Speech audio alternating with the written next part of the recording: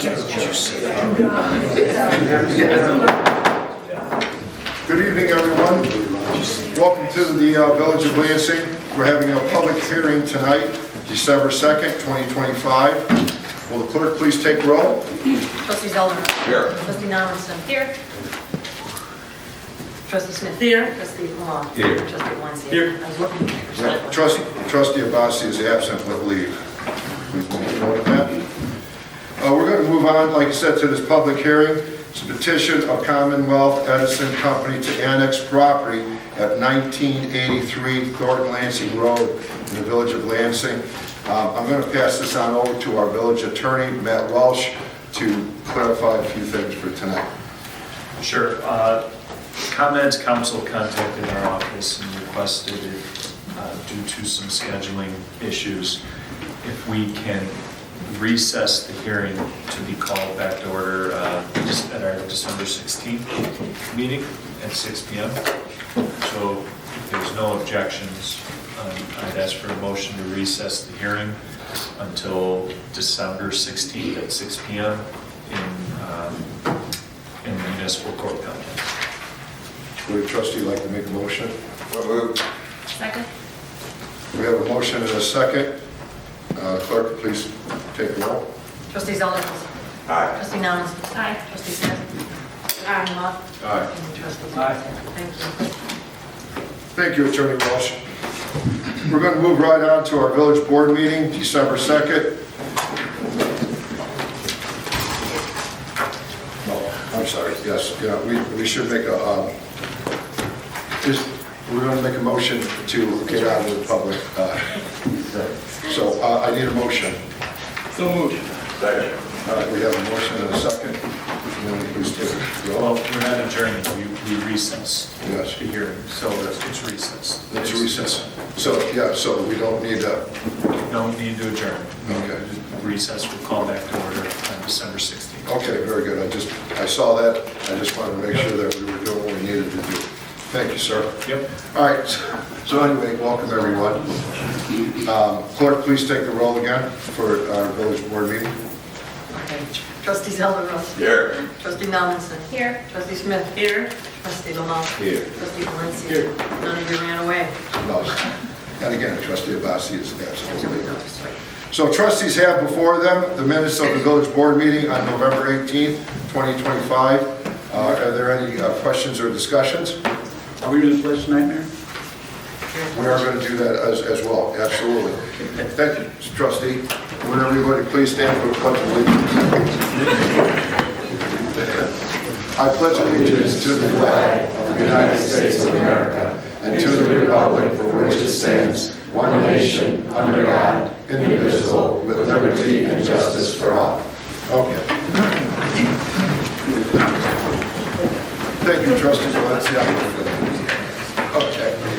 Trustees have before them the minutes of the village board meeting on November 18th, 2025. Are there any questions or discussions? Mayor, we've got one item to amend, typo under article number 3.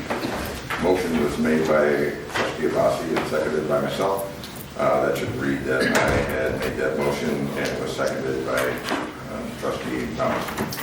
Yeah, I put that in the right order when we were voting, but I mustn't have changed the bosses. Anyway, thank you for bringing that to our attention. It's already been corrected, and if you guys say that the amended minutes are okay, I'm good to go. So we have a motion and a second. I'll make that motion as amended, Mayor. Okay, well now we have a motion and a second. Clerk, please take the roll. Trustee Zeldenrust. Aye. Trustee Ernst. Aye. And then Trustee Smith. Aye. Trustee Lamothe. Aye. And Trustee Valencia. Aye. Thank you. Trustees also have before them the minutes of the executive session meeting on November 18th, 2025. Are there any questions or discussions on that? If not, I need a motion to accept. So moved. Second. We have a motion and a second on the minutes. Clerk, please take the roll. Trustee Zeldenrust. Aye. Trustee Ernst. Aye. Trustee Smith. Aye. Trustee Lamothe. Aye. And Trustee Valencia. Aye. Thank you. All right, thank you.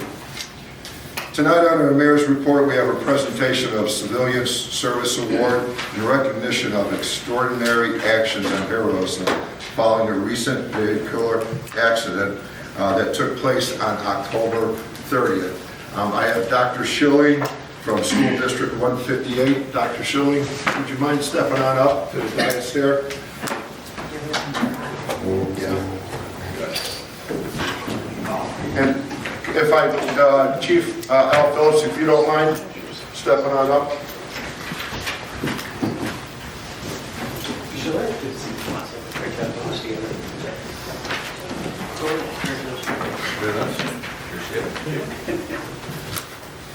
So, floor is yours, Dr. Schilling. Thank you.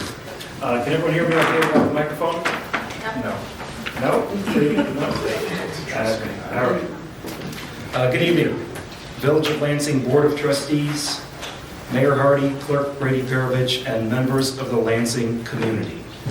It is my honor tonight to present 8 outstanding staff members of Lester P. Kroll Primary Center who demonstrated extraordinary heroism on October 30th, 2025 when they assisted with an automobile accident on Green Bay Avenue, rescuing 3 high school students from a burning vehicle, contacting first responders, and caring for them until help arrived. And this is the accident that occurred here.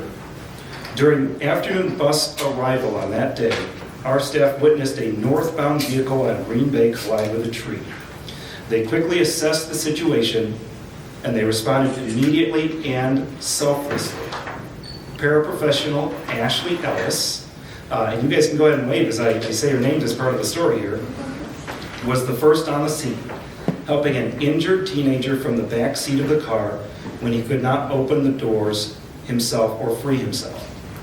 Parent educator Angelique Carrillo and paraprofessionals Laci Boshears and Diana Romero assisted the other 2 boys who were able to exit the vehicle from the front but were visibly injured. They helped them to safety across the metal railing. Paraprofessional Kristen Russell called emergency responders.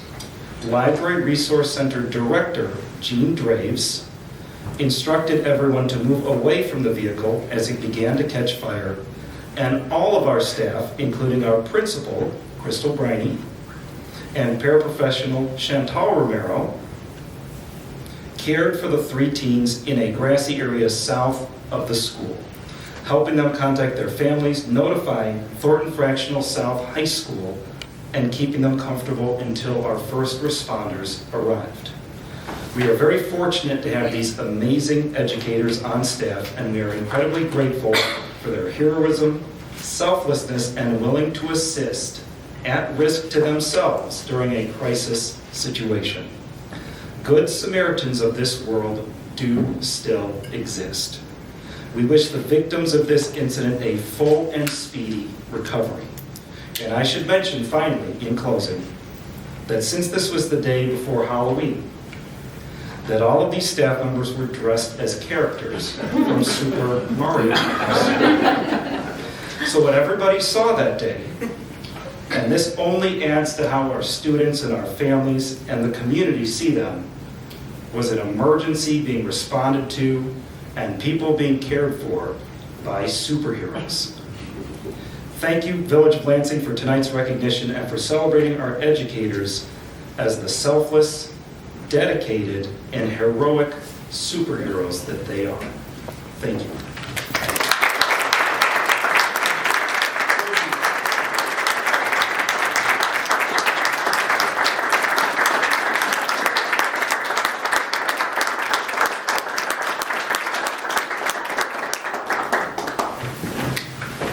And as a village, I just want to say again, everything that Dr. Schilling said, truly amazing. Thank you again for being out there, being there at the right time, but stepping up and seeing someone in need that needed, help and support. And honestly, there's a lot of people sometimes in the world that just won't do that. So you guys are truly 8 incredible, remarkable individuals, and the village can't thank you enough.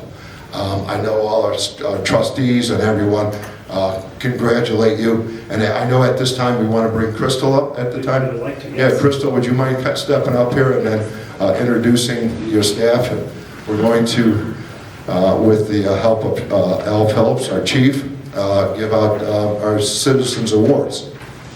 Real quick, Mr. Mayor, if I could. You got it. Quickly read what this award is about. Been very fortunate over the years to award a lot of these awards to our officers, but this is my first one to a civilian. So for a Civilian Service Awards, it must be nominated by somebody from the community. Dr. Schilling, thank you very much for doing this. But the Civilian Service Award is presented for personnel assistance by a civilian in apprehending a criminal or extending oneself beyond one's own safety to provide prompt action to aid people who are in danger and are victims of a crime. So again, you guys did an incredible job out there. Thank you so much. I'm going to turn this back over. We're going to call them each up one by one and give them out this award. So congratulations. First, we have Angelique Carrillo.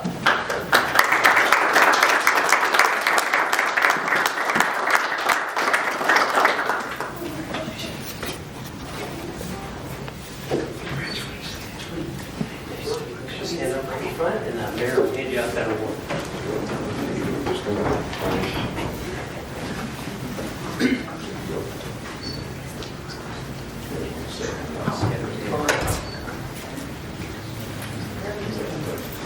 I think they get.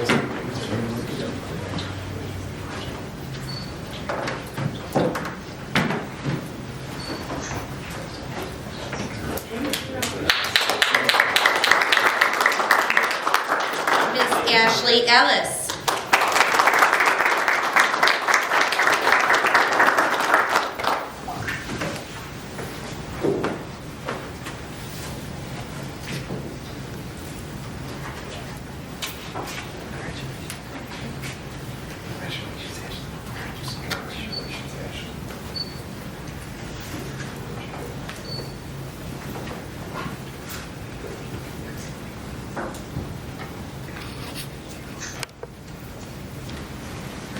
Mrs. Kristen Russell.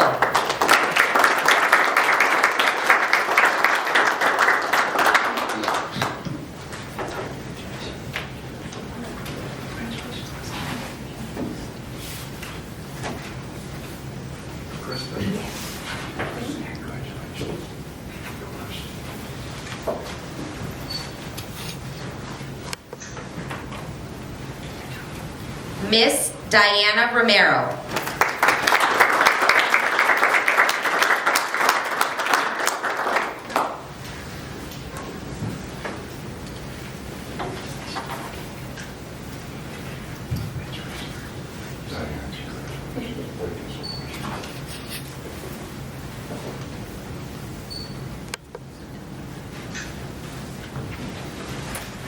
Mrs. Jean Draves.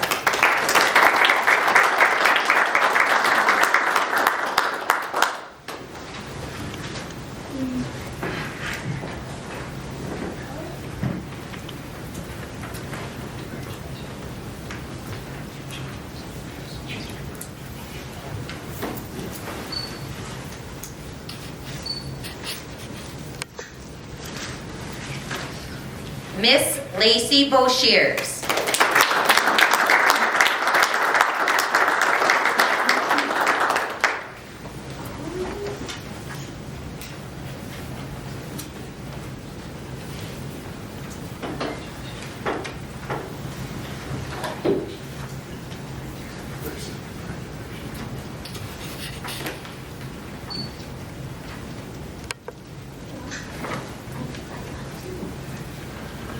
And Miss Chantal Romero.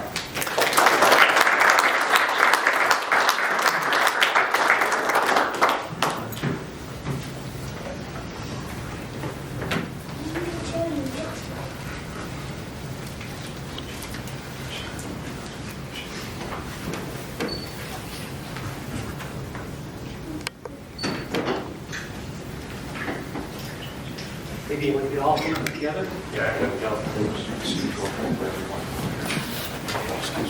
Yeah, one more now. Oh, may I? Absolutely. Miss Crystal Briney.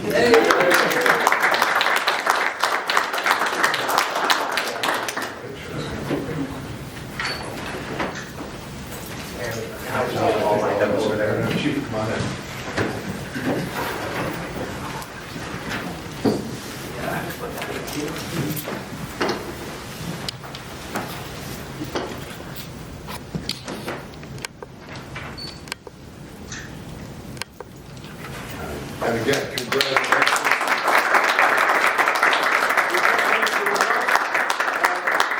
We fly you all to Vegas, but unfortunately it wasn't in our budget. So, but again, thank you for your heroism and that great acting you guys did on October 30th. You truly, are remarkable, and saving people's lives. So again, this award is very fitting for all of you. So again, the village can't thank you enough, and thank you, Dr. Schilling, for also putting this together through District 158, which we always work well with 158. But again, congratulations to you. Thank you.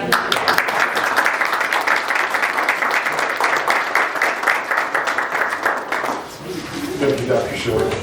I'll take that. Thanks, Chief.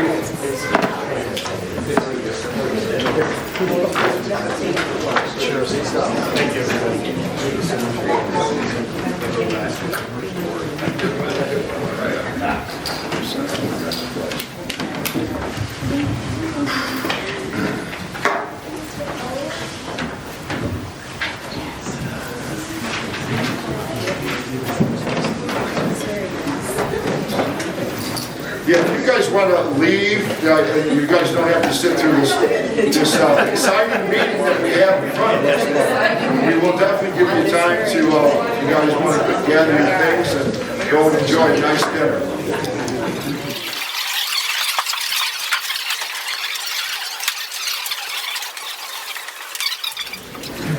All right, that's all I have in the mayor's report. I'm going to move on to the village administrator's report, Mr. Podgorski. Thank you, Mayor. Nothing in this meeting. Thank you, sir. Moving on to village attorney.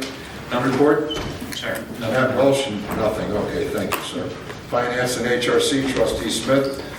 Thank you, Mayor. I have an item to approve for bills and payroll. I'd like to make a motion to approve total payroll for the period ending November 28th, 2025 in the amount of $751,799.85, and total accounts payable for the periods November 17th, November 20th, 24th, 25th, November 26th, and December 2nd, 2025 in the amount of $3,088,2700.91. It's a little different. It's $3,088,027. Is that what she said? Yes.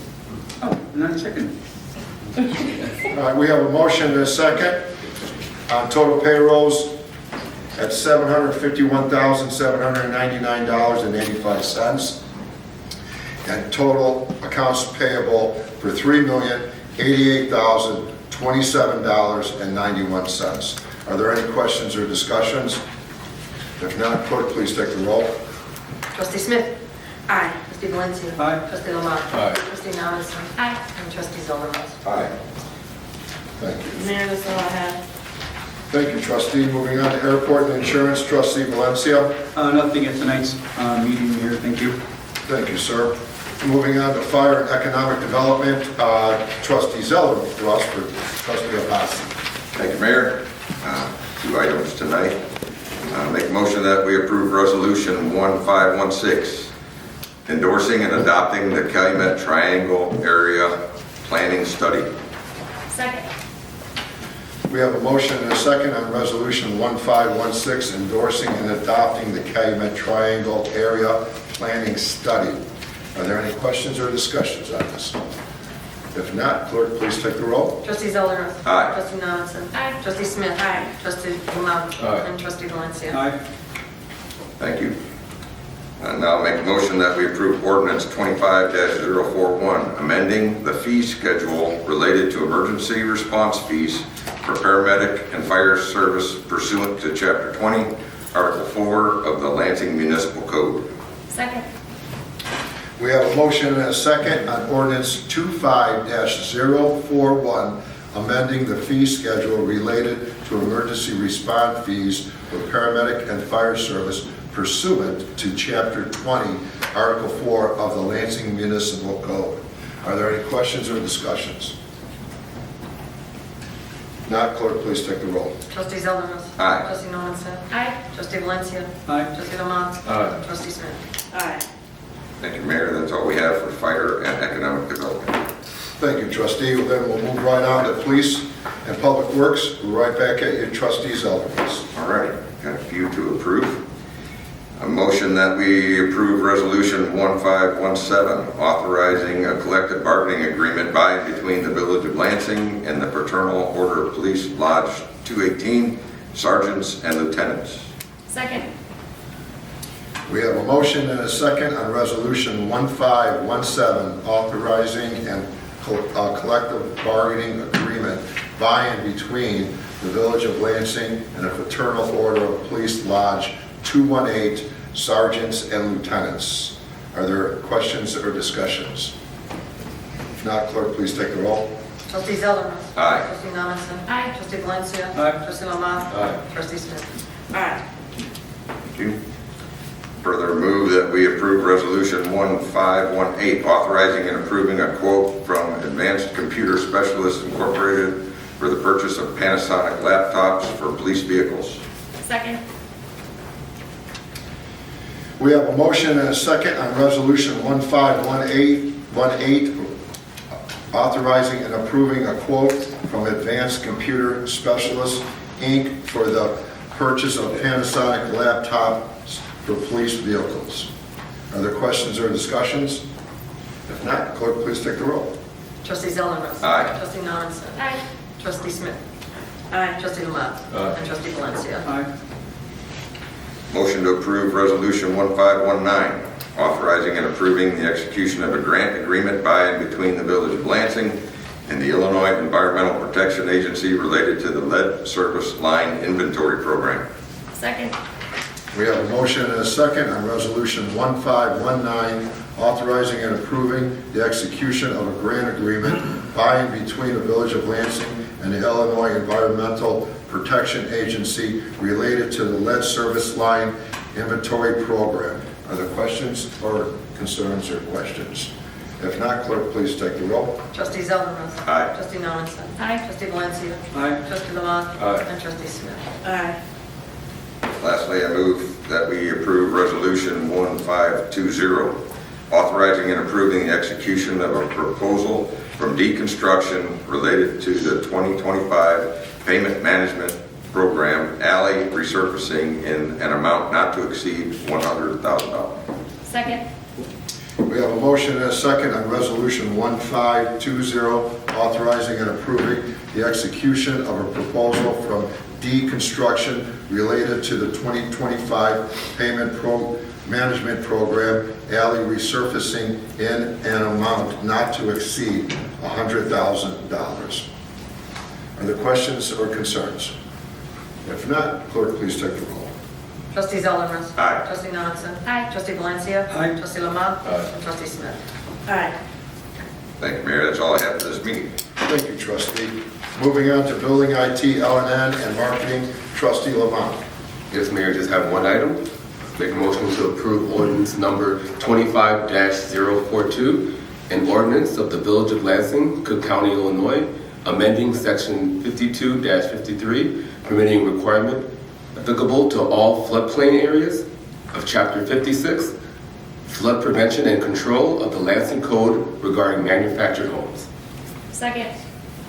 We have a motion and a second on ordinance number 25-042, amending section 52 through 53, permitting requirements applicable to all floodplain areas of Chapter 56, flood prevention and control of the Lansing Code regarding manufactured homes. Are there any questions or discussions on this? If not, clerk, please take the roll. Trustee Lamothe. Aye. Trustee Lomondson. Aye. Trustee Zeldenrust. Aye. Trustee Valencia. Aye. Trustee Smith. Aye. That's all, Mayor. Thank you, trustee. Moving on to Youth Center and Venue Operations, Trustee Nominson. Nothing this evening, Mayor. Thank you, Trustee.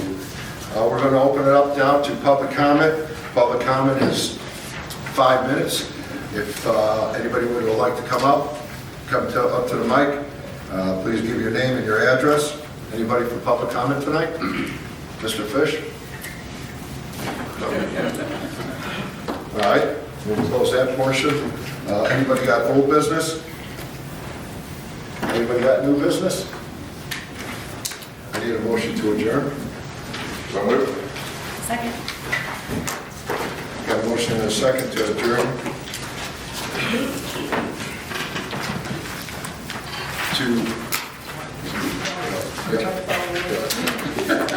Roll call. Okay, that would be Trustee Zeldenrust. Aye. Trustee Nance. Aye. Trustee Smith. Aye. Trustee Lamothe. Aye. Trustee Valencia. All right, I'm going to give you a minute.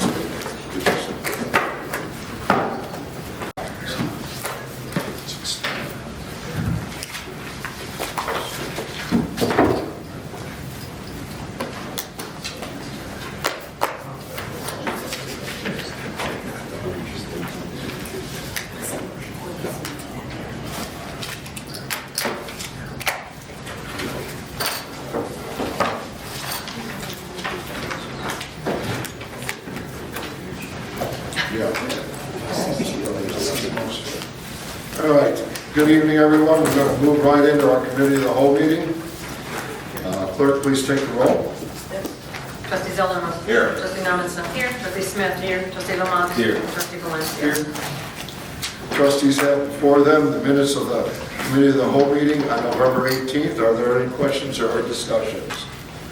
Mayor, prepared to make a motion to approve with some amendments. As the clerk has brought to our attention, all references to items being put on the village board meeting agenda for December 4th. They were listed as December 4, and those all need to be amended to read December 2nd. I already made the corrections. Thank you. Second. All right, so we have a motion and a second. Are there any other questions or discussions on the minutes? If not, clerk, please take the roll. Trustee Zeldenrust. Aye. Trustee Nominson. Aye. Trustee Smith. Aye. Trustee Lamothe. And Trustee Valencia. Thank you. We're going to move on to the mayor's report. Under the mayor's report tonight, I have the announcement on the American Discovery Trail Society. As trustees and people and everyone in the audience, back on October 7th, we did a proclamation to become a trail town. And so after that was approved, then it was time to move on to get a committee. So Mr. Podgorski and myself and John Wilson, we've met and we believe that we have come up with a very, very strong committee here. These 5 dedicated people are key individuals that a lot of them live right here in Lansing, but are very successful. And I'm going to, the trustees I know have the names and their bios, but for the record, I just want to make sure that everyone understands who this committee is and what they stand for. So starting things off, we got Mary Patchen, who is the president and CEO of the Southland Convention and Visitors Bureau. We also have Sally Reynolds, is a lifelong resident of Lansing, a devoted 35-year teacher at School District 158, who is now enjoying herself and being retired. And so she would love to get more involved. We also have Timothy Williams, who is a Lansing resident and an avid cyclist. He is also the village administrator for the village of Linwood. Audrey Green Hawkins, a resident of Lansing, who is also the president of the Lansing Area Chamber, has a strong history in supporting small business growth. And Gary Warfel, who is a developer who owns the old Lansing Country Club site. He is also, like I said, a strong developer and is also going to be a key role, I believe, in this committee. So I just wanted to kind of pass that on to the board too, if you guys had any questions about, our committee members, your thoughts. Dan, if there was anything that you might have wanted to add in on this? Sure, thank you, Mayor. Just that when the village passed the proclamation back in October, that was kind of our first step towards becoming recognized as a trail town. The formation of this advisory committee is a next important step. The committee will be charged with completing the application that will be submitted to the American Discovery Trail Society. That will hopefully ultimately lead to Lansing being designated as an official trail town. And then some of the objectives and then continuing efforts of the committee will focus on developing amenities for trail users. So an example of an amenity could be a trailhead or lodging or public restrooms. They'll be responsible for designating or creating an annual project or celebration that highlights the trail system that runs through Lansing. There will be an educational component to it as well, providing educational programming in cooperation with local school districts, and then local documents recognizing the trail route, such as wayfare signs and such. It's exciting. The Lansing Greenway, of course, which we're working on, is the connection between Pensy and the Thorn Creek Trail. And when John was here, Wilson, a couple of meetings ago, with representatives from the Trail Society, you can see all the different trails that run through Lansing. We're really at the heart of all of these, some of these nationwide trail systems. So I think, I'm glad to see that the board adopted the proclamation. I think there's a lot of opportunities to highlight the village, and I think this committee, with John's guidance, is going to help bring even more, focus into these trails and provide some opportunities for the village, to be further recognized and hopefully bring more bikers and hikers, through our town. Trustees have any questions or anything on this? If not, I believe that for our next board meeting, if we could have it on for approval, I would appreciate it. That's all I have tonight under the mayor's report. We're going to move right on to the village administrator's report. Mr. Podgorski, I know you have a couple items, sir. Thank you, Mayor. A couple of items. You are correct, sir. The first of which is the bid review and recommendation of the airport snow removal equipment bid, which this board authorized several months ago. We had a bid opening October 14th. There's some history to this. The village received a grant in excess of $445,000 several years ago. Since then, we've awarded bids for a wheel loader with a bucket and a loader-mounted snow blower attachment for almost $370,000. The board actually rejected a bid for a snow removal truck, which would have taken us over and above this snow removal equipment amount. The thought process was that we shouldn't be really spending more than what the grant was designed to cover.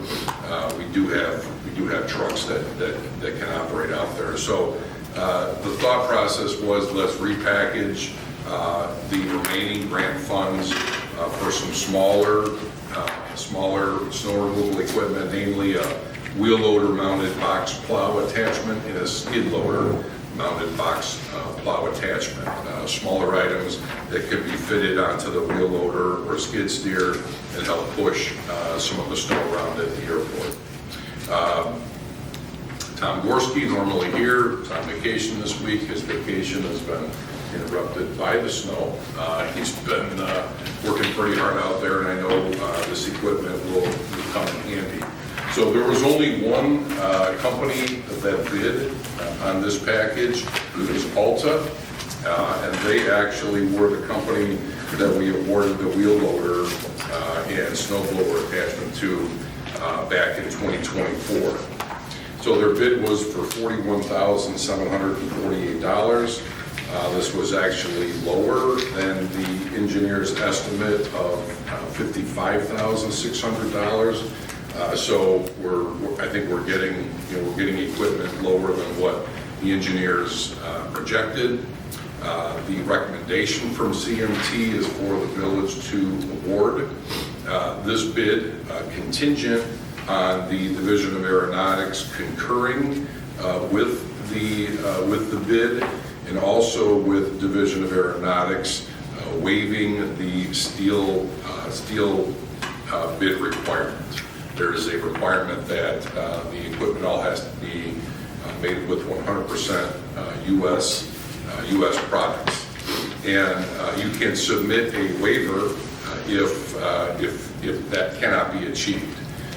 The equipment that has been bid on by Alta is very close to 100% U.S. products. It's like exceeds 93%, and they just could not find a U.S. supplier that could handle the specific high-wear steel edges on some of the equipment. So we've submitted a waiver of the steel requirement to the Division of Aeronautics.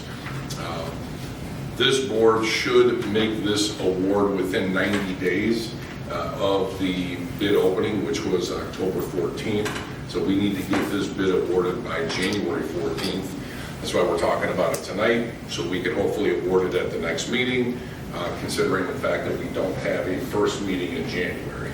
So with all that being said, the recommendation is that we award the bid with a contingency that the Division of Aeronautics waives the steel requirement, and Alta is aware of this. We're in communication with them. They're aware of the waiver that's been submitted, and we're hoping, we've been nudging the Division of Aeronautics to get us this answer, so we're hoping that comes in sometime here during the next month. So happy to answer any questions.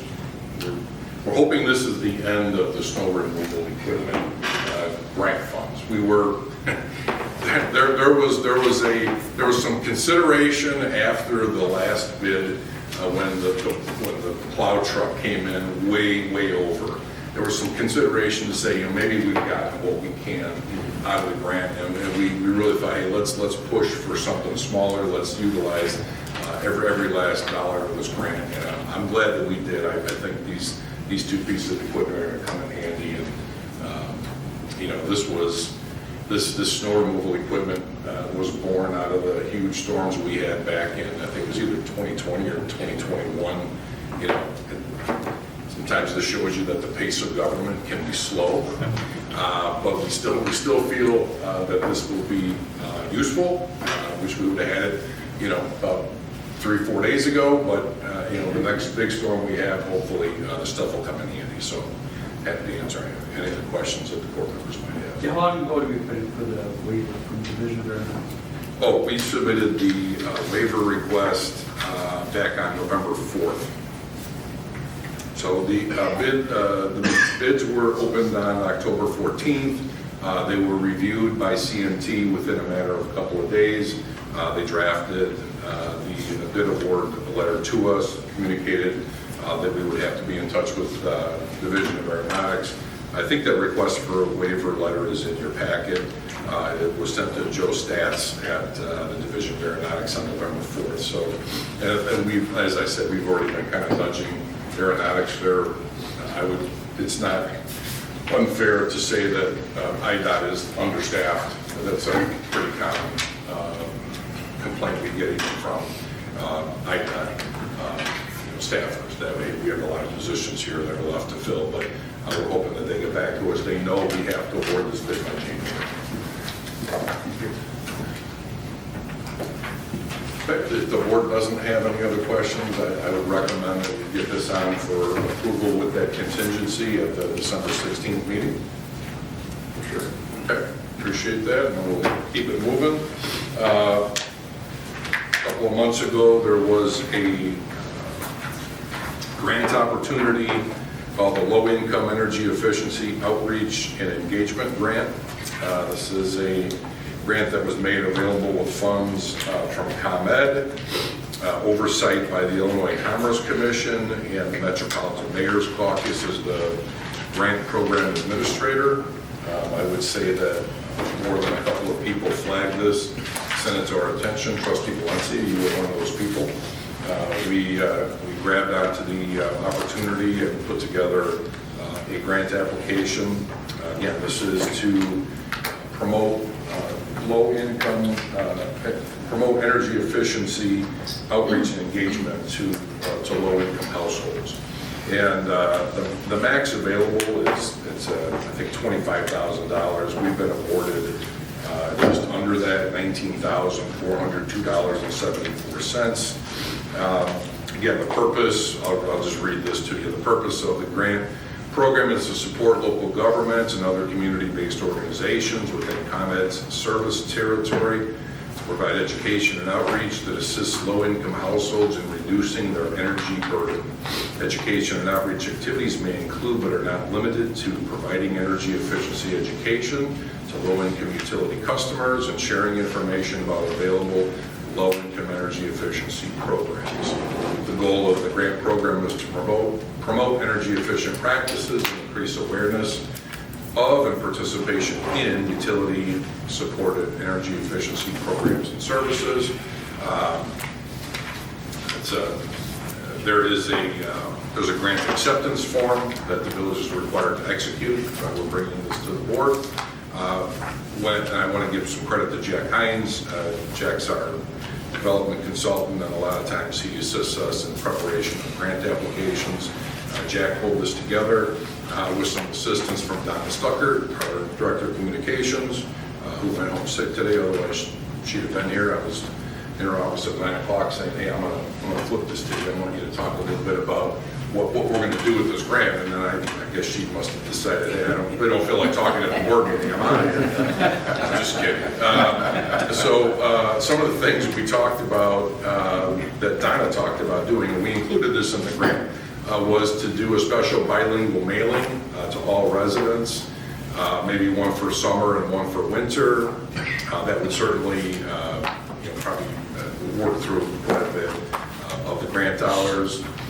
We could possibly place information in new resident bags. We'll continue to do seasonal communications in our social media posts. We've begun doing some inserts in our water bills, and Donna has the e-news tips that she puts out.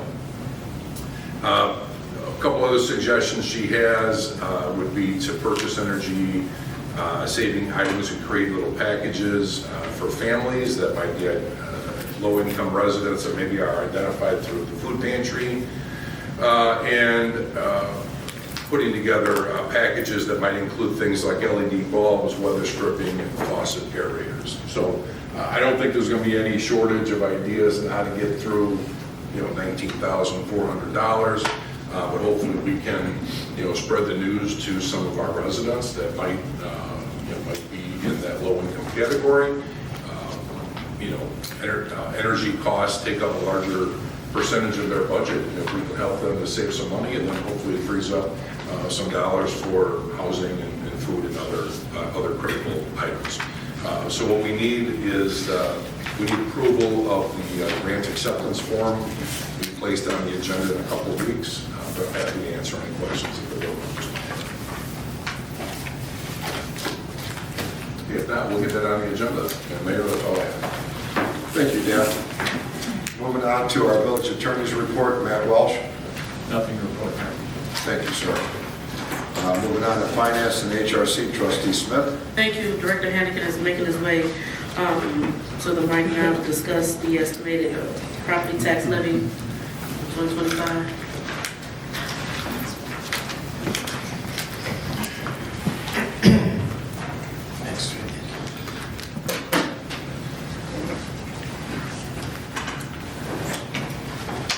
Mayor Hardy, Clerk Brittany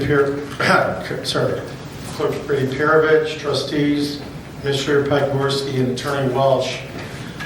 This is always a tough presentation because This is the start where we start to levy taxes for 2025, collectible in 2026. As the board knows, taxes that are levied one year are not collected till the following year. It goes back to the Depression when the property taxes were waived for a year. But anyway, this is the 2025 levy, and it's always a challenge. I know as elected officials, you've given us some directive on what you want on the direction of that, of our levy. I believe we've done that, and I'm going to try to go through this in relatively quick time because I think the board will generally be happy with the direction that the levy or our proposed requested levy is going.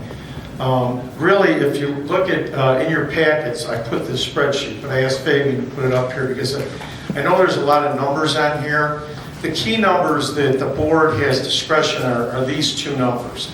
We call it the corporate levy. That's the number that's incorporated into our budget, pays for police, fire, public works, etc. And second, the street and bridge levy. If the board recalls, before the pandemic, a prior board had approved a $1 million levy. That was cut because of the pandemic with the concern is what was going to happen with our revenues. We have never gotten back to that $1 million levy. I'm proposing that as part of this levy that we get back to that number, which is this 980. You'll see, again, this is after Cook County applies what's called a loss factor. It basically has to do with an estimate from Cook County as to what we're actually going to collect because of foreclosures, sale of homes, etc. So that's where we're proposing the street levy to come out. The corporate levy is actually going to be less than the one in the current budget. The current budget projects that we'll collect about 5.3 million of this 5.5. So when the board looks at, can you scroll up a bit, Faye? To get that, yeah. So these are the two numbers that really the board has discretion over. And we're proposing that that number stays flat, meaning there won't be an increase in the two numbers that you as a board, Mayor Hardy, Grady Perovich, all have control over. Sorry, can you, I know you have to go. Can you go left and right on the pair? Right here. Okay, sorry. So the numbers for police pension, for fire pension, are going to both increase. We've increased those about $500,000 a year, and those are tied to a number that we get from an actuarial firm, which is called the Alternative Municipal Contribution. It's a number that we put in every year to fund fire and police. I've talked to the board about how what the plan is going forward as our debt obligations get paid off, replacing that debt service in future pension contributions. But really, you have very little, if any, control over this number, the 6.2 million that's going into police, and the little over 2 million going into fire. And then this is the retirement obligations for public works, the municipal staff, etc. It's about a combination of about $1 million. Bond and interest is a number that comes from our debt service. This is the last, our final debt payment will be in the fall. It's actually in fiscal year 27. But again, this is committed to years ago, and the board has little control over that. So again, the key to this levy, I think, and why this has been at the directive of this board and previous boards, is that this number is basically going to be flat. So you see it's a 0% increase, and I think it's one other number I'd like to point out is this is the total levy, again, that we originally assessed. Sorry, it's this number here, $20,346,000. You'll see that our number, again, taking out the library, is actually $158,000 lower than where we were a year ago before Cook County applies their loss factors. So all in all, I think it's a flat levy. As I said, I think it's the the directive that I think the board gave us. But from a budget standpoint, it's not going to hurt us too bad. Again, you never know how collections are going to come in, but this 5.57 number, the budget is 5.3. So I think it's not going to put us in any kind of issue with respect to our 26 or 27 budget. And that's really it. I'm happy to answer any questions. You've got my memo. I think it summarizes what we want to do. And again, we've got time. This has to be filed with Attorney Welch's office on December 30th. So as with all of our presentations, there's one other point I want to make. This number for pensions is the highest it will be. It could go lower based on what the state tells us the alternative municipal. And I'm waiting for that report to come from the state's actuaries. They have a different actuarial firm by the name of Foster & Foster. It's different than Lauterbach and Heyman, who's been here, and they evaluate our pension funds. So if the consolidated fund tells us that that number is going to be lower, then we might take that lower and put that number up into the corporate levy. But you'll see the corporate levy was cut by almost the exact number that we increased the street levy by. And you can see that in this little reconciliation down here.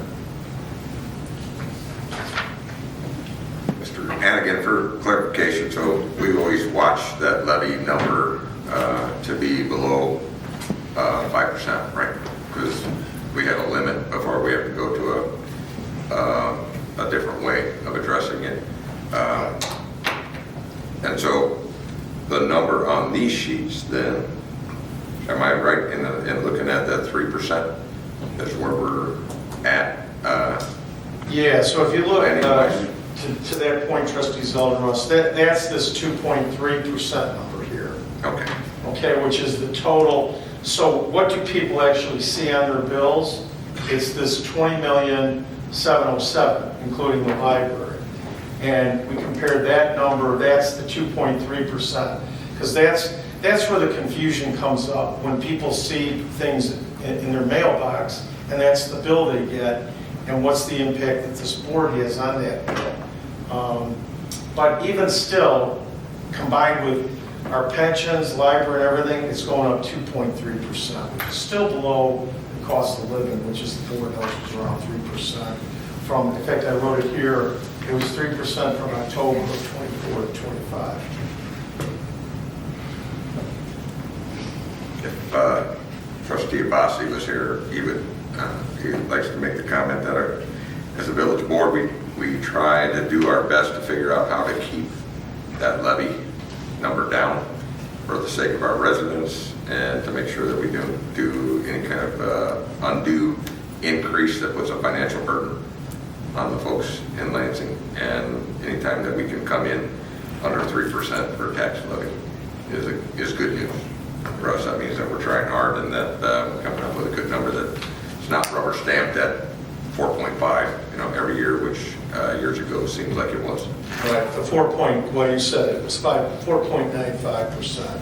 It's called a Truth in Taxation meeting, and we will have one of those next year, because as I've said, this flip of this debt service payment to pensions will require a truth in taxation, just because of how I believe it will. I've talked to Matt a little bit about it, but it's just the way that the math works when you take this line item, which will go away, and put it into police and fire pension. I believe we're going to need to have a truth. There's nothing wrong with, by the way, having a truth in taxation meeting. You just need to have a hearing. Okay? Thank you. Thank you, Brian.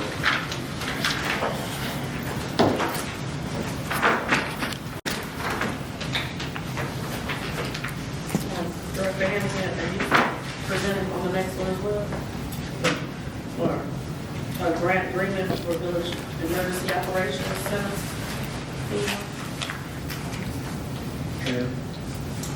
This is on the EOC grant? Yeah, so on the EOC grant, so before you have an agreement with the a grant agreement that we need the board to approve relative to a grant that we received about a year and a half ago, 15 months, a year and a half ago.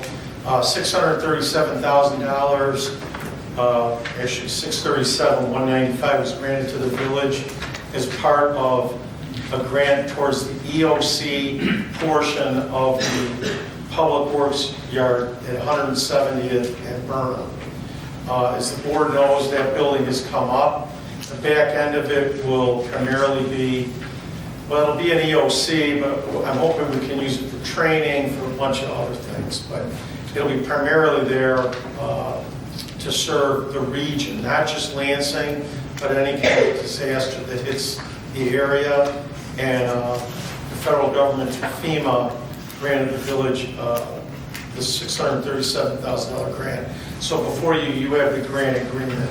There's a bunch of paperwork that we've got to go through. We've talked to JMA, who, as the board knows, is the project manager out at the works yard. And this is one of the first steps. Any questions for Director Hanigan regarding this grant?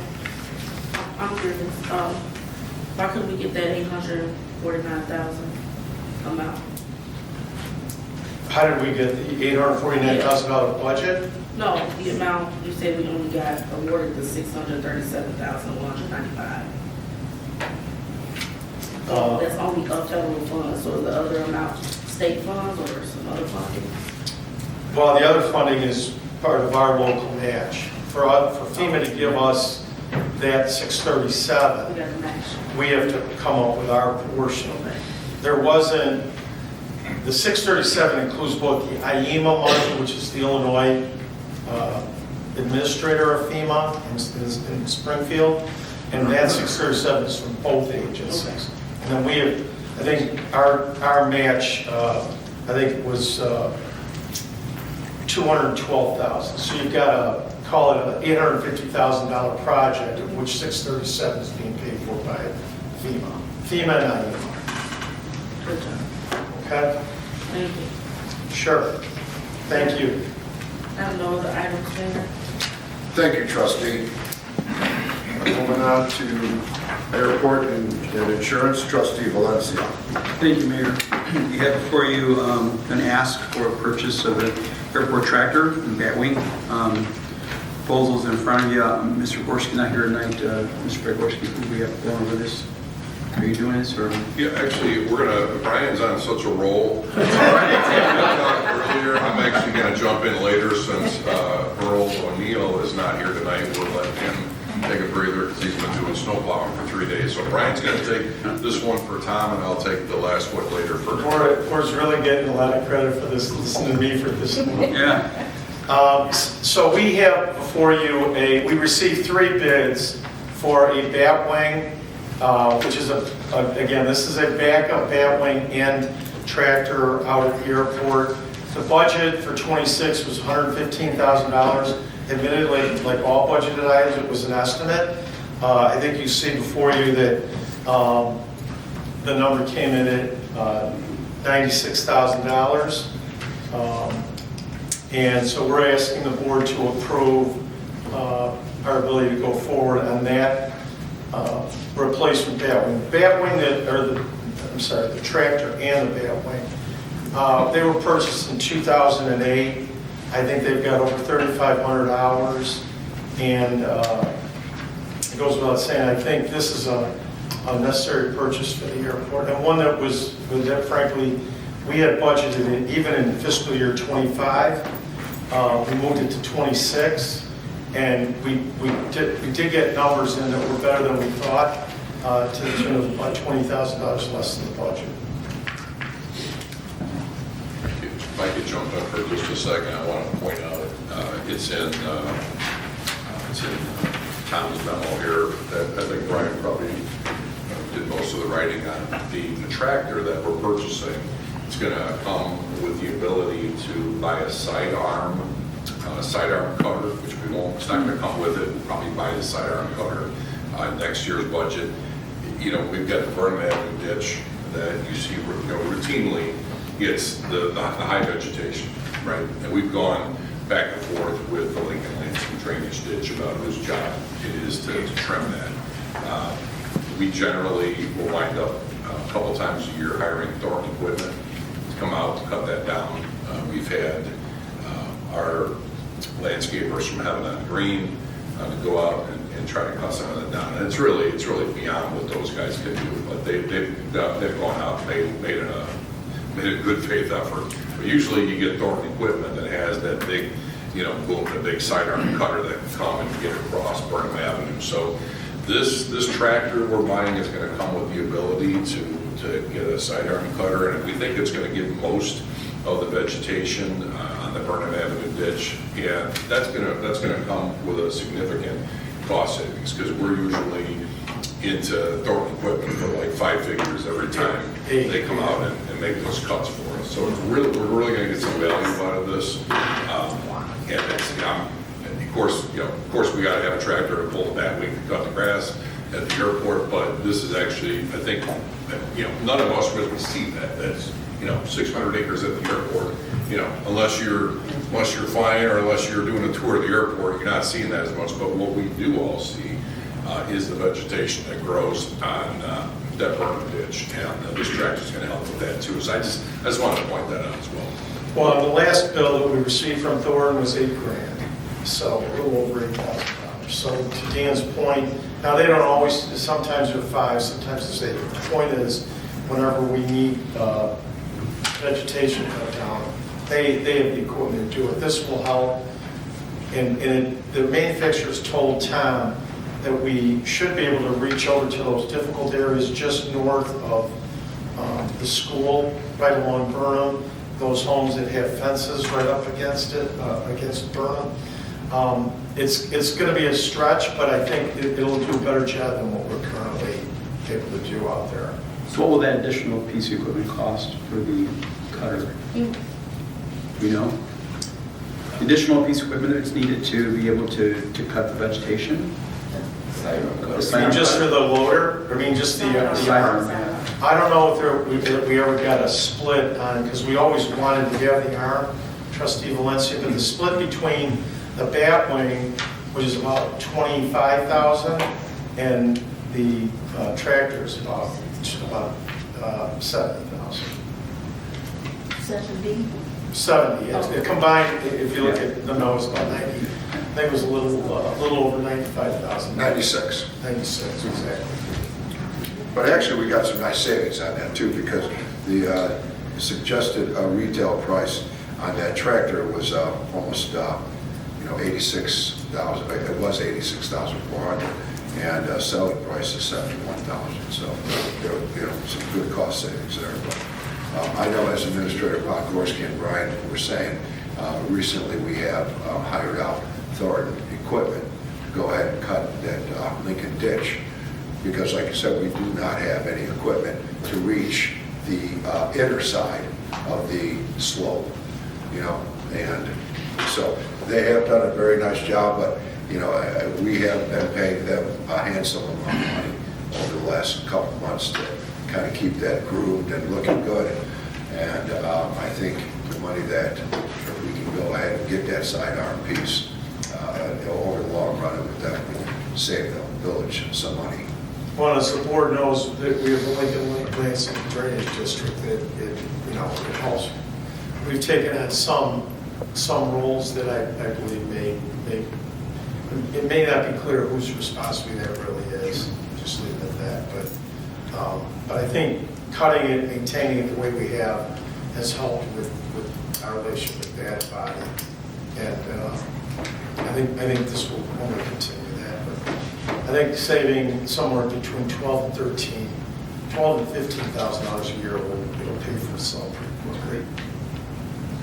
Do the trustees have any other questions for Mr. Hanigan? Yeah, the Lincoln Drainage District, if we're paying them to do that, what's the point of paying them? What is their purpose if we're still gotta maintain something that? Well, the Lincoln Lansing Drainage District, they collect their fees through assessments that go to residents who live in that area. And We we don't pay them directly. Yeah, we don't pay, I didn't mean to suggest that. They're another taxing agency that's responsible for that body of water that goes down Briney. Oh, they only clean it, they don't cut. They clean it. Okay. And while they try to cut it, I think it's a better way to put it, I did. Yeah, I give them some credit. They've made some efforts to have the county come out and help cut, but, you know, again, the drainage district, as it runs through a lot of other communities, it's in areas that aren't visible to the public. Like it runs through Stock Village, it runs through Linwood, but in those areas, it's not very visible. But, you know, the Burnham Avenue ditch, I mean, we've got residences and commercial areas all around it. It's very prominent, and it's been a source of disagreement between the village and the district. But, you know, at the end of the day, this will help us. And I give them credit for assisting and trying to get the county to come out and cut the county. The county has Glenwood, Lansing Road. The county will come along and cut the north side of Glenwood, Lansing Road. But again, it's more than that, because we also have, you know, the entire stretch of Burnham there. So, yeah, I mean, the Lincoln Lansing drainage ditch, that's a whole other discussion that could last for a long time. You know, I mean, they're probably underfunded. You know, what they assess the residents is not nearly enough to cover their expenses. You know, they could in fact be consumed or by the water reclamation district. That is where it could go. You know, again, that's a discussion for a different day. Okay. Do the trustees have any more questions? No? Well, unless you want to talk about police department bodyguard cameras, I think we can dismiss you of your duties. Mr. Hanigan. I think DC and I are much better for that. Plus you had your way. We appreciate you, Mr. Hanigan. Thank you. Mayor, can we add this to the next meeting? We will, thank you. Mayor, that's all I have. Thank you. Thank you, trustee. All right, we're going to move on to fire and economic development. Trustee Zeldenrust for Trustee Abbasy. Thank you, Mayor. There are no items to present under fire and economic development tonight. Thank you, sir. We'll move on to police and public works. Trustee Zeldenrust.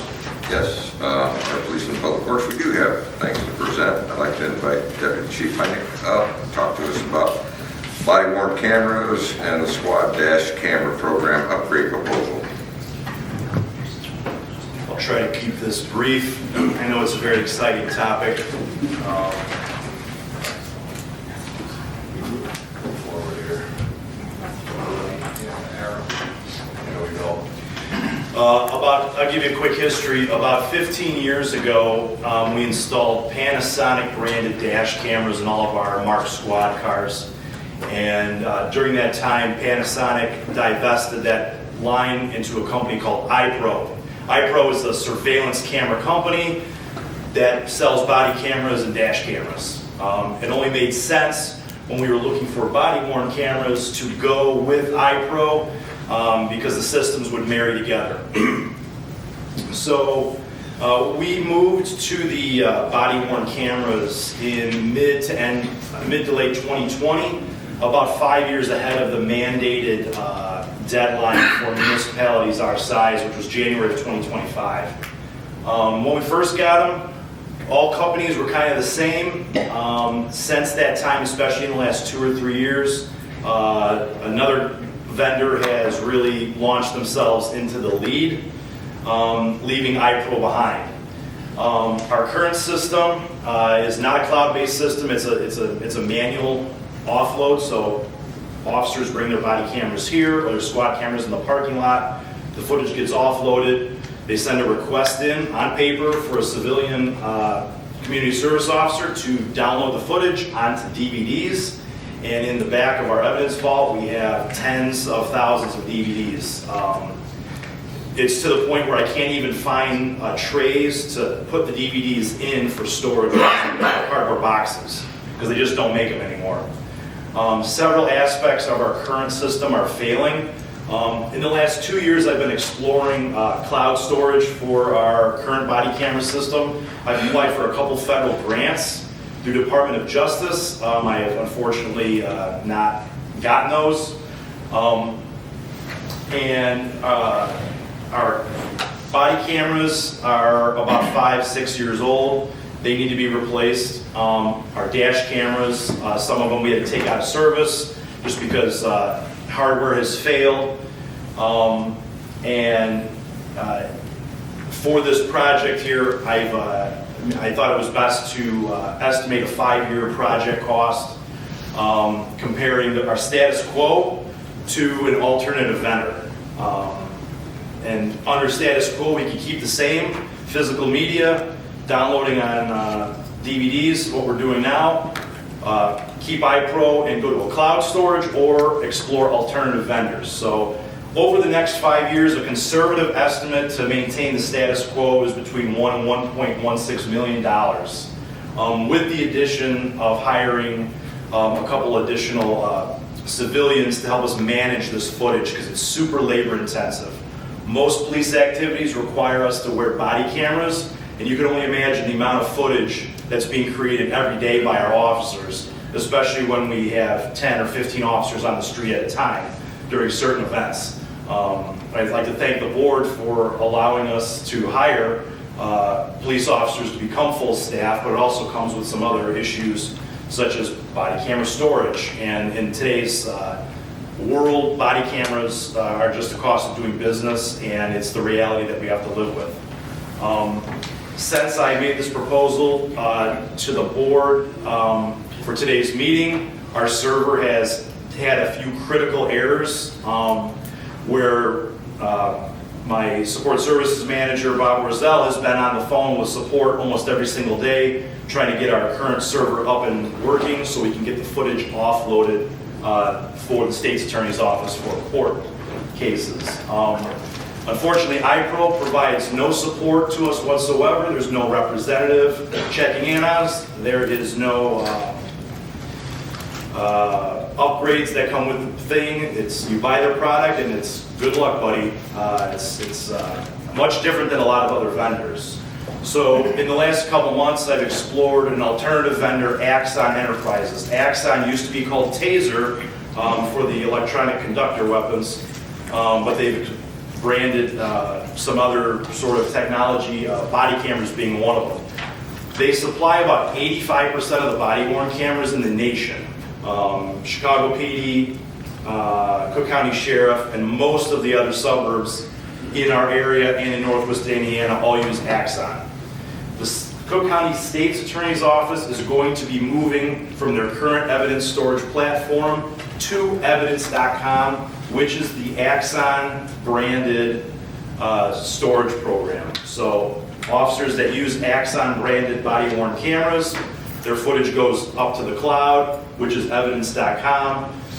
So it would be very easy to share data with the state's attorney's office. Right now, it requires one of our records clerks to get a DVD out of the evidence vault, upload it to the computer, then upload it to the storage platform. So it's many steps in the current process.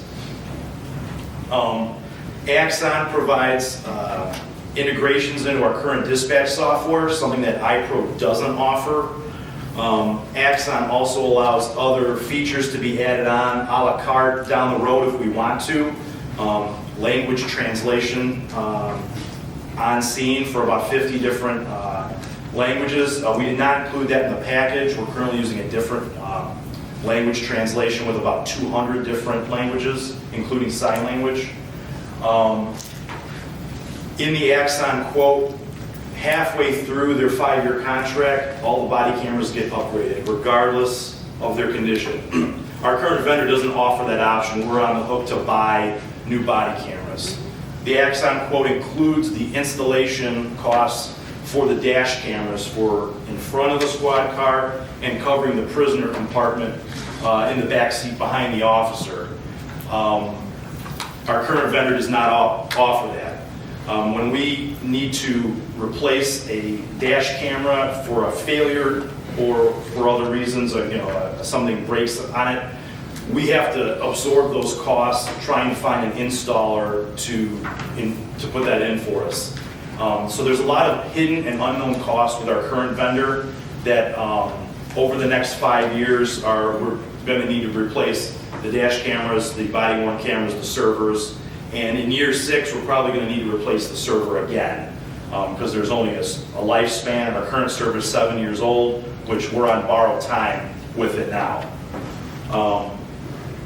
So a 5-year investment for the Axon body camera system, this pricing is good until the end of the year, is $977,000. If we, like I explained before, if we were to maintain our current system, it would be over $1 million.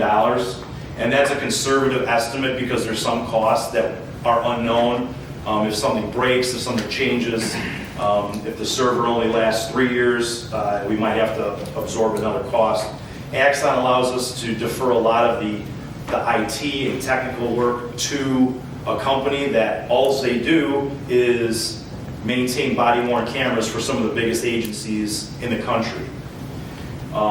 Locking in a price with Axon now would save us about $100,000 over 2026 prices.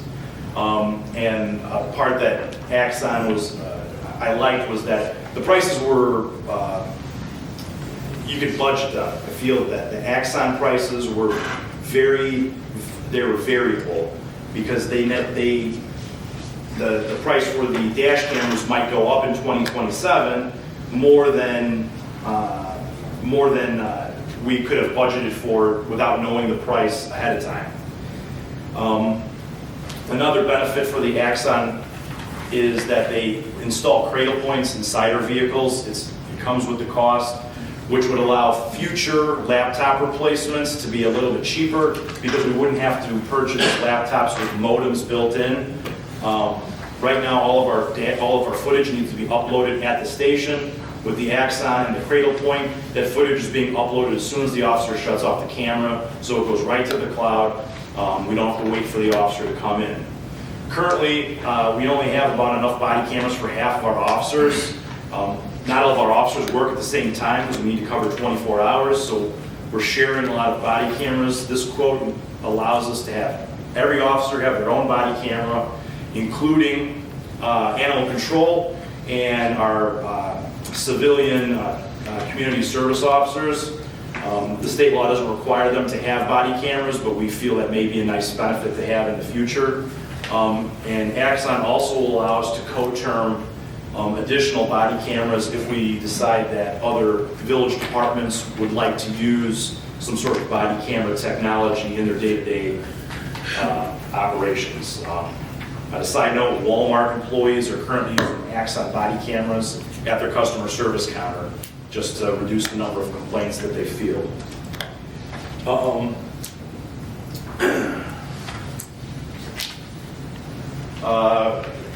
Going with Axon allows us to future-proof a lot of our technology. Axon's constantly doing research and development. Years ago, all the body camera companies were kind of the same. In the last couple of years, Axon has really gotten leaps and bounds above Motorola WatchGuard, iPro, and some of the other knockoff brand cameras that some other agencies are using. Axon also allows us to use third-party storage. So if a private business or a citizen provides us with video footage, we can upload that to our system too, up to 100 gigabytes. We do have the option to purchase more data if we need to. Axon's ecosystem's ever growing. They have some other features that we didn't explore at this point because we didn't feel that they were necessary for this presentation, including if an officer draws his firearm, the camera can automatically start recording. Some things that if we feel are better vetted through our law enforcement partners. I don't feel comfortable being like the first people to have that around here, so I'll let somebody else test it out first before I propose that. But they're constantly coming up with new technologies.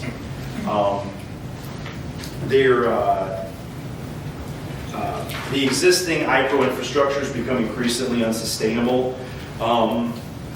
Between our local storage server failing, in addition to like the manual burning of DVDs, it's becoming not the best fit for an agency of our size. Axon, by contrast, provides a unified system, very seamless cloud storage, redacting process on the back end. If as many agencies in the country are using Axon as they purport themselves to be supplying, then I don't think this would be necessarily a bad choice, a bad decision for us to make. In the last couple months, it's been decision time. Either we're going to need to make some major upgrades to our current system or explore a new vendor. I think we have the support of most of our officers that have come from other agencies. They've used this system before and they speak highly of it. Coupled with the Cook County State's Attorney using the evidence.com platform, it'll really cut down on a lot of work for our civilian personnel, our records clerks, that are spending a lot of time uploading DVDs and body camera footage. It's very labor intensive. I think we can reduce the number of personnel we have assigned to managing our body camera program because a lot of the automated features of Axon are going to put the onus on the officers for handling a lot of their own evidence that they're collecting on their body cameras, something they can't do now with iPro. There is some grant funding available, which we should be eligible for through the state of Illinois. Obviously, it's apply for it, wait and see if you get it. That grant window closes on the 31st of December as well. I know it's only 29 days away, but hopefully we'll get a holiday gift of a grant award after a while. So I know this was a lot. Body cams are really exciting. Anybody got any questions?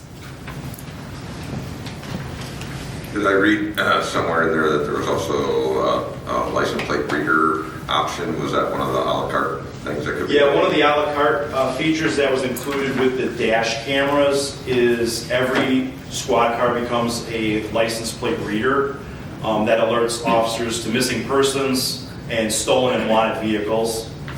It's a technology that just runs in the background. And our current license plate reader program, not to go off on a tangent, but has been extremely successful and a force multiplier. Offenders are stealing cars and they're going right away to burglarize gaming establishments, mom and pop restaurants, ATMs. So very rarely are these offenders using their own cars. So having every officer having a plate reader in their car is a force multiplier because the officer can worry about the world outside. When there's a stolen car, he or she gets alerted right away.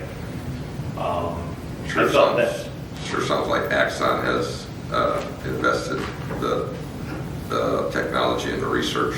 Yeah, and this is something that iPro is not. They're not even thinking of. iPro is strictly the cameras, and that's it. And we're not married to a contract with iPro. We do pay a small licensing fee every year. We have a couple different licenses for our existing cameras. It's about $5 or $6 grand a year, but we can. Those our next licenses expire in May of next year, so we're not stuck with any long-term contracts with iPro by any means. Right. For the rest of the trustees for questions. I know you had spread out your cost analysis out 5 years, and maybe Finance Director Hanigan can help answer. But so, what would we be looking at for like the current year budget? Had we talked about this as a capital expenditure? We're short of grant money. Where the money come?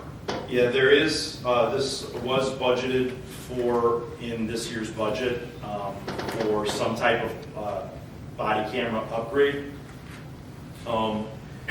In the packet, there's two proposals, one for the cost divided over 5 years, and the other one is to front load the contract with the hardware. So the front loaded is $253,245 for the current year, and then $180,000 and change for the subsequent years. The reason doing that is if this does get approved by the board in a couple weeks, putting in for the grant. We try to get the most covered under this year's grant. The grant agency, the Illinois Training and Standards Board, hasn't been 100% forthcoming with when they're going to release the grants, and a lot of it's probably out of their hands with the state government opening up the money for the grant. Last year it was in April, the year before it was in October, this year it's November, December, and when you call them, you kind of know when it was opening, so putting the front-loaded hardware would hopefully allow us to get as much covered under this $55 million pool of grant money available to law enforcement in Illinois right now.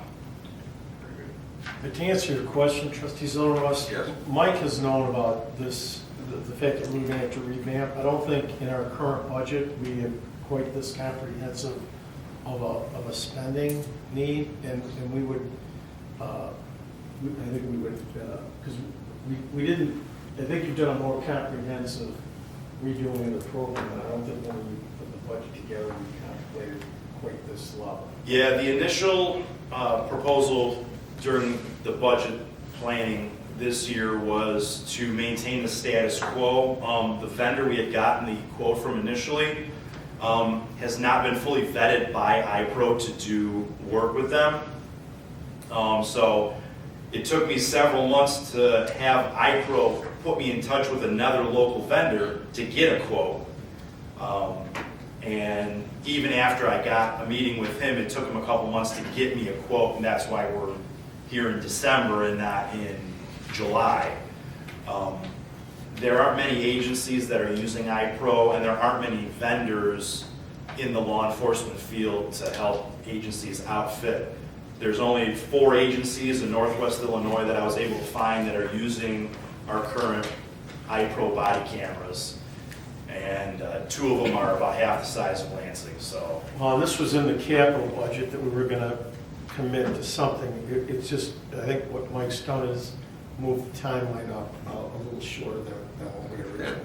And the forfeiture funds are spoken for or earmarked for the budget year. Would that be a source of financing to help us through a increased cost? this was earmarked through those funds. Okay. And that's a permitted expenditure Yeah. under those 2 programs, under both of our drug funds. Trustees have any additional questions?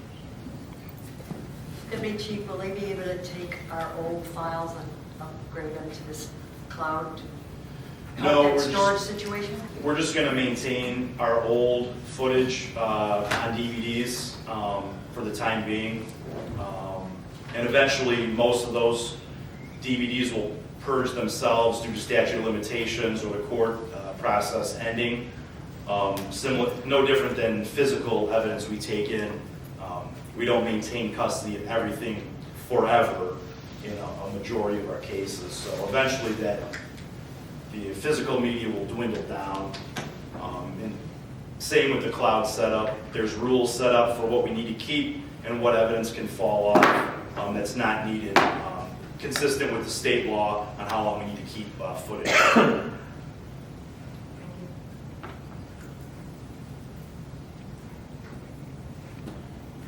So I guess my bottom line question is then, even though it's an increased cost, is there sufficient funds to tackle this and lock in whatever prices that we have before the next? Yes, increase? there is. Okay. There is, between the 3 sources that, the grant, I think we have to see how that comes out, the drug funds, and the budget for what we had thought, at least for this year. I think we may have to budget a number for next year, obviously. Good. It's important to know, and I appreciate knowing that. So if anybody, no one else up here on the dais has any further questions, I ask that it be put on the agenda for our next village board meeting. Okay, thank you very much, Deputy Chief. Appreciate it. A lot of information fast. It's very thorough work. I appreciate it. You presented well. Thank you. Next up is a discussion on lead service line replacement program, design and construction engineering services proposal for the fiscal year 26 IEPA year 2 of the project. that, Mike, go ahead, take it away.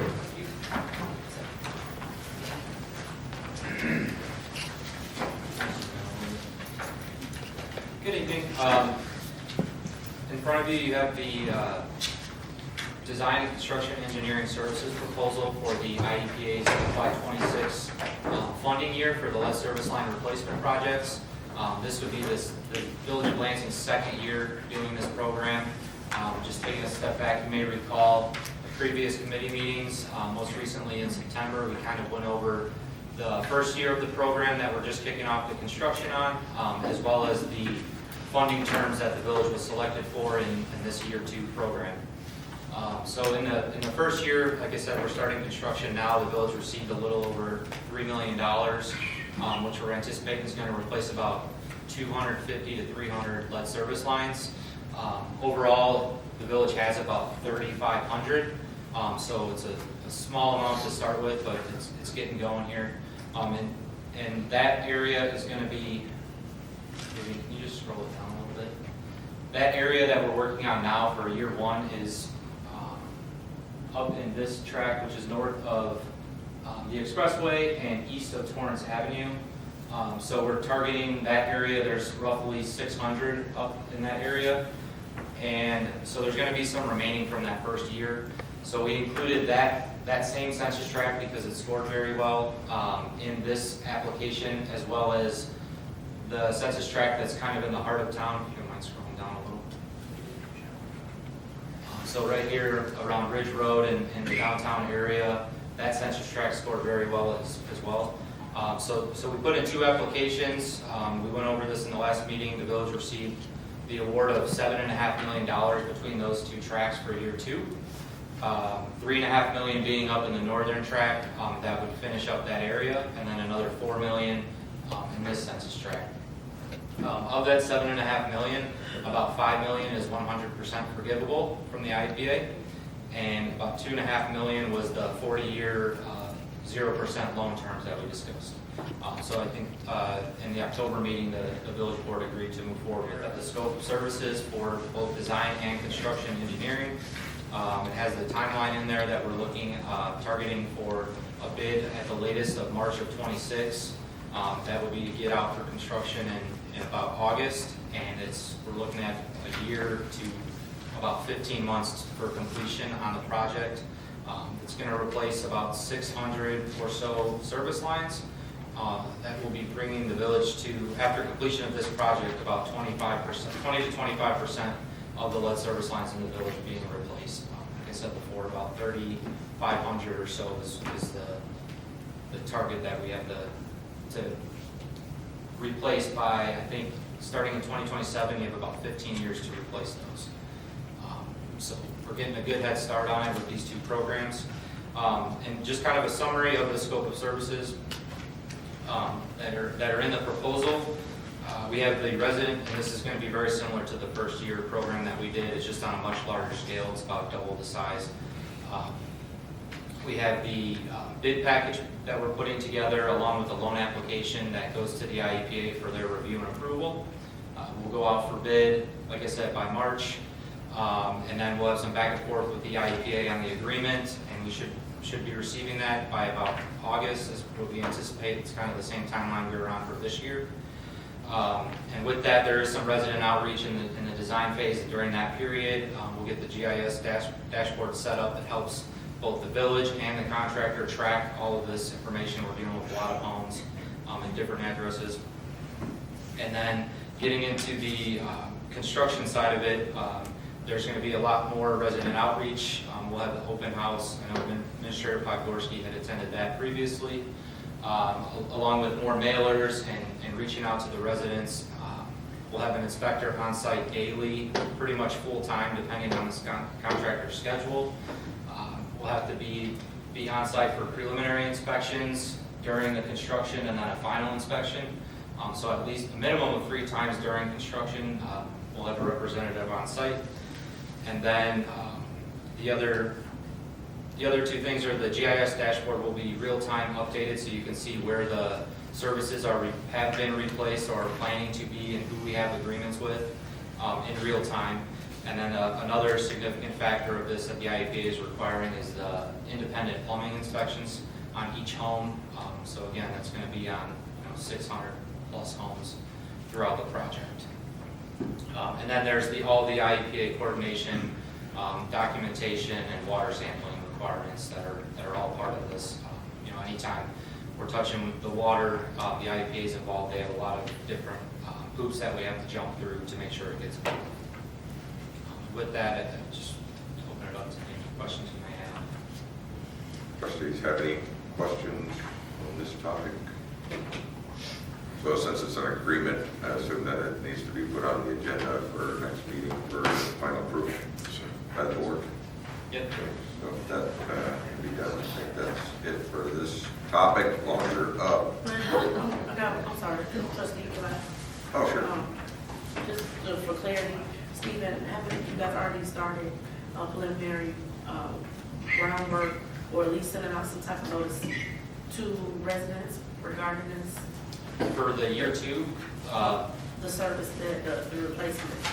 yeah, so for the year 2, we've started some of the legwork internally, but we have not sent anything out to residents.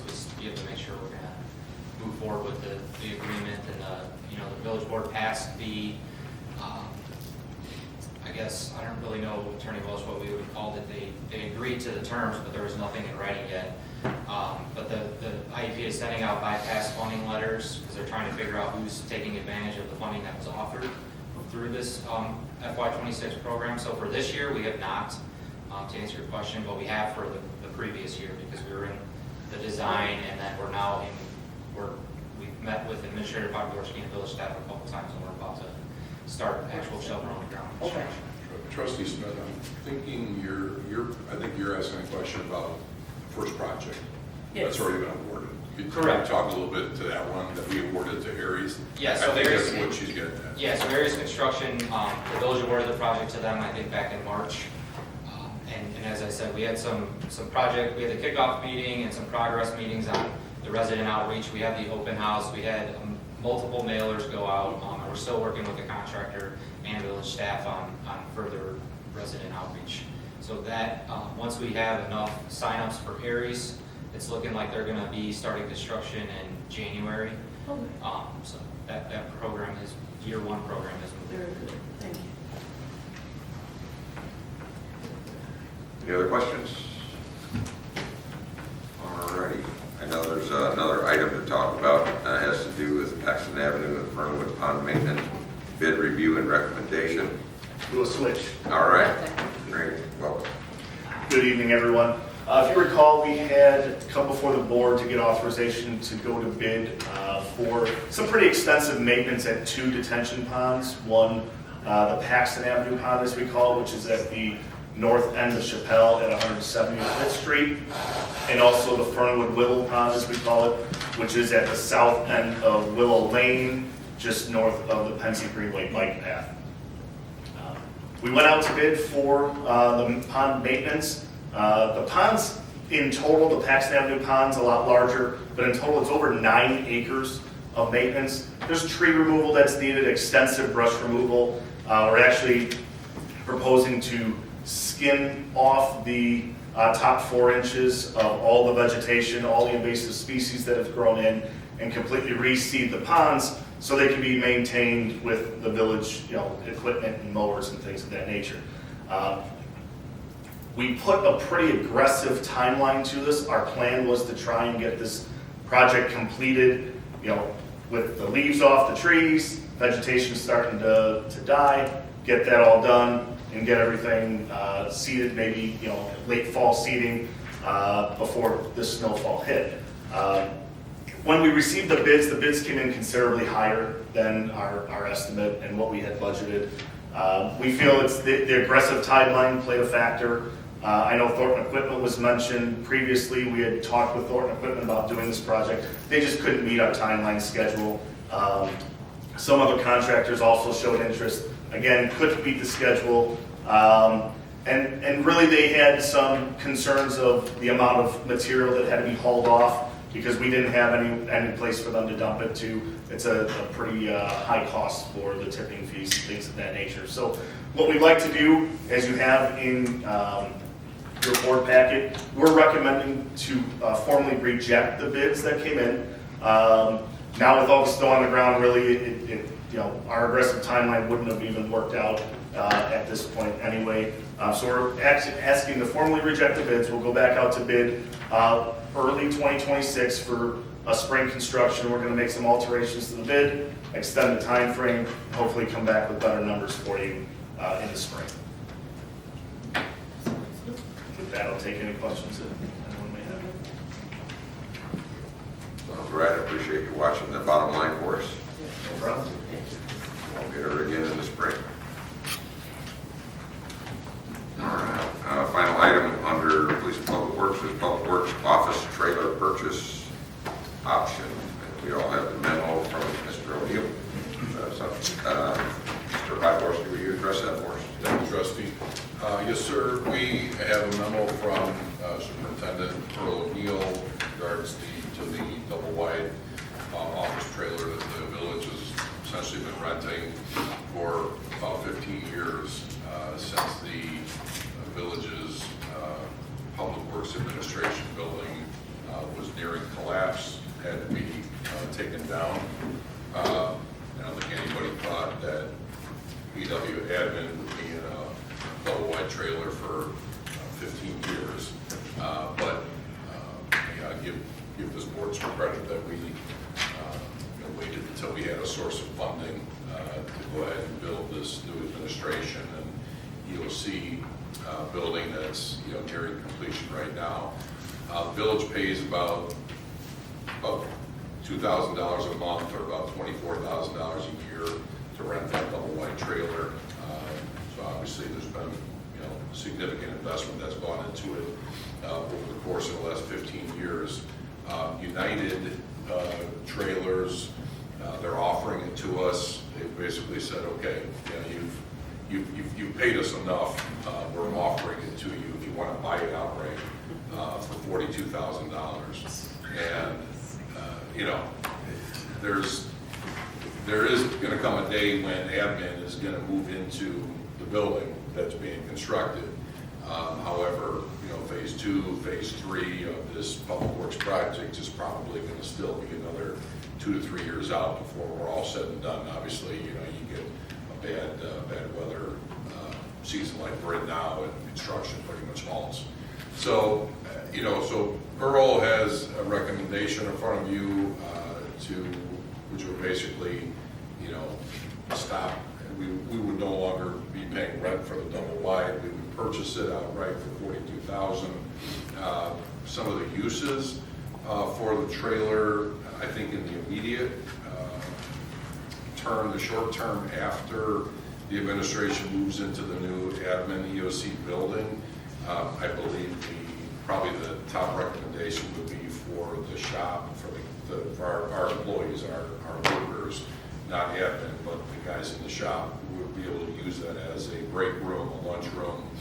Right now, they utilize kind of an open area that's subject to, the outside when the doors are open, and some of the exhaust when some of the trucks are running, are coming in and out. So I think, certainly they deserve probably a better break room, rest area, and I think it certainly would be utilized for that until such time as phase 3 of the Public Works building gets completed. I think Earl's got some other recommendations in here that could be used as kind of almost like a mobile command center if they were out on because this is on wheels, you can move this thing around. If you were out on a extensive water main break, sometimes the guys are out overnight and can be utilized for, again, a kind of a mobile staging area. Could potentially be used for our seasonal staff that we bring on. We have seasonal public works staff that we utilize for activities at Fox Point, sports complex, the Ford Hangar, and in addition to some of your more traditional seasonal activities like cutting grass and trimming back the weeds. So, could be utilized potentially for office space for our seasonal workers, potentially for storage and workspace for specialized tools or diagnostic equipment. I don't think there's a for sure use of what it would be after, after the guys, after the shop is completed. But again, I think we could be looking at, I think easily 3 years before that phase 3 is completed. So, 3 years at, $24,000, we can do the math there. We're going to probably spend another $72,000 renting it, and we could buy it out right now for $42,000. Is it the greatest deal that we ever brought to this village board? Probably not. But it is an option, and it does give us the ability to get our labor in a more controlled environment, in a more respectful environment for their breaks and their lunches, than they're in right now. I think for that alone, I think it's worth it. So You know where I'm at on it. yeah, yeah. Feel free to comment. That's a recommendation from Superintendent O'Neill. We certainly support it, and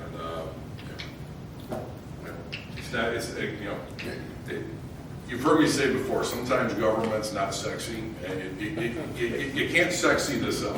Sometimes it is what it is. It's a double wide trailer that we utilized a long time ago, and I think there is some alternate usage for it now, and that's the offer that's on the table. Yeah, they've had this 21 months, Mayor. In 21 months, as Dan says, it's going to. Right. And I find it hard to believe that we will have the whole phase 3 done within that time. I'll split the job on it, but So once we get staff over there in the new building, like Dan was saying, it would be nice, getting, the workers, a nice break room where it's climate controlled, and it's not, they're not breathing, diesel fumes and stuff like that. And another thing too is I just thought, after 3 years and phase 3 is done out there, and how can we utilize that? Like Dan said, it's on wheels. We could, also take it out to the airport, you know what I'm saying? Utilize it maybe out there for office space or something. So it's in really still good condition. So again. put the whole finance staff out there. Well, I was thinking about maybe, putting you out there, Mr. Hanigan, but, I don't know, we put Calumet right next to you. So, at the airport, that is. But anyway, I will get that on the, you want to get it on the, for approval? If the trustees don't have any additional questions, it'd be nice to buy it for like 30 grand. 25. Well, I'm sure Mr. O'Neill has negotiating he can. So, given the fact that we can pay it more than that, over the next 2 years of rent, it just seems like a no-brainer. But any questions or additional comments from trustees? Otherwise, It's a no-brainer as far as I'm concerned. Tom was saying it as well. So, if there's no further discussion, I'd like to see this on the agenda for our next village board meeting. Sounds good. And that actually does complete the police and public works section for tonight's committee of the whole. Thank you, Trustee Zeldenrust. Moving on to building IT, L&N, marketing, and Trustee Lamothe. Nothing for this meeting, Mayor. Thank you, sir. Moving on to youth center and venue operations, Trustee Nathan. Nothing's fine, Mayor. We'll open it up to public comment. Public comment will be anything that was on the committee of the whole tonight. Does anybody have anything for public comment? If not, we'll close that portion of the meeting. We'll go to old business. Do the trustees have anything for old business? Do the trustees have anything for new business? I just want to kind of give a big thanks to our public works. Working, as Dan said, Mr. O'Neill is at home, hopefully resting a little bit. The last 72 hours, the men and women down there at Public Works have been clearing our streets and making sure that our residents are safe getting to either work, school, or play, and I think they did really a tremendous job out there. So hats off to Public Works and all the employees down there. Thank you. One other little thing too is I just want to make sure we did have to postpone the tree lighting that was scheduled for last Saturday, but with the snowstorm, it was postponed. So that tree lighting now is rescheduled for tomorrow night at 5:30 at Fox Point. So trustees, if you guys can all make it with your families, that would be great. And then I believe right after 5:30, and you're welcome as well. And right after that, I believe, does Santa come? Clerk Ray Parovich. So anyway, stop on up tomorrow at 5:30. That's all I have. Anything else for the trustees? If not, I need a motion to adjourn. So moved. Second. We have a motion and a second. Clerk, please take the roll. Trustee Zeldenrust. Aye. Trustee Nod. Aye. Trustee Smith. Aye. Trustee Lamothe. Aye. Trustee Valencia. Aye. Everyone have a very nice evening. Thank you.